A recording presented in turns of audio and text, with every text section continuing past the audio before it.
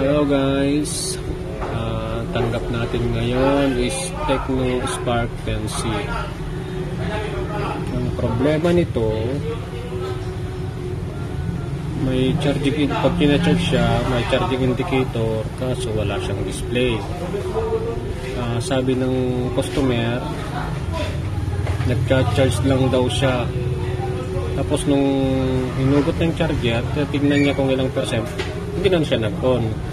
So possible ito na shorted. Kaya titrace natin kung saan yung shorted niya. Tester muna natin.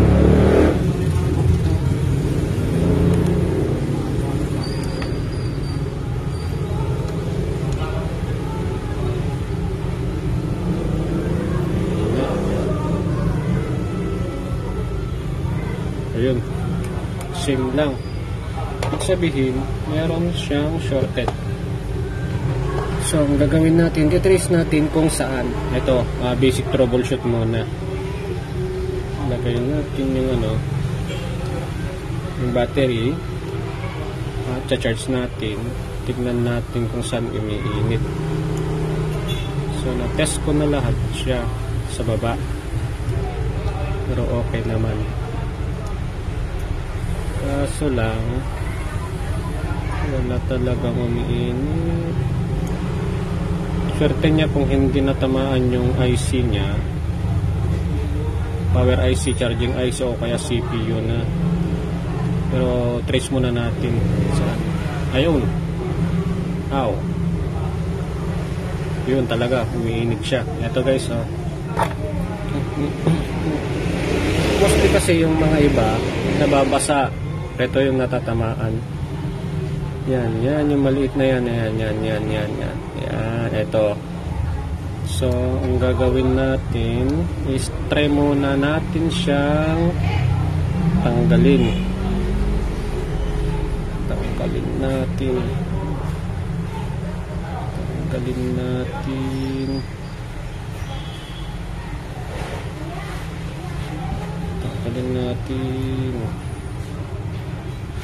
Yun. Tanggalin natin. Ito.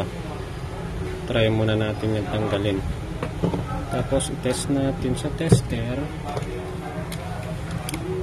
kung may shorted pa siya o wala. Okay. Para makita.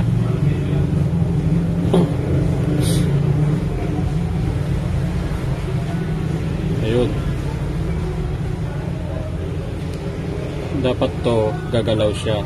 May polarity dapat. Yun, okay. Na siya. Ito dapat wala. Ayun. Yun, okay siya. So, try natin kung mag-on. Try natin i-charge. Sakaling gagana. Ayun. Try natin power on.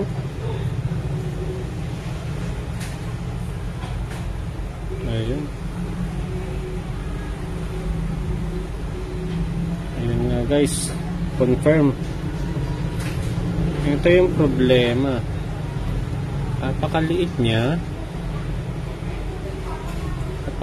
Pero pinapatay niya yung phone. Nagkaka-shorted. Napakaliit yan. Pero kaya niyang patayin ang cellphone. Ito shorted na to. Yung dahilan kaya hindi na siya nagpa-power on. Kahit i-charge mo wala. Power on wala. Yun ang salarin. Check natin guys. Yun, malabo yung tawag dun. Malabo yung screen niya. Pero okay na siya. Malabo lang yung screen niya. Tawag dito. Mahina yung may password kasi hindi natin pwedeng i-open para i-set sana yung brightness niya. Pero okay na siya guys. Okay na siya, oh. Nag-on na. So yun guys, yun yung salarin, yun yung problema kanina. Maliit man pero nakaka-damage din. Eto, kahit din na natin ilagay yung replace, palitan yung shorted na dito kanina resistor niya. Yan, ito. Pwede na natin lagay yan, okay lang. Kung may panlag, kung pwede, trip mo lagyan, pwede lang. Pero kung hindi na. So, ayun guys. Another phone solved na naman, problema. Sigurado, happy na naman si customer dito. Salamat.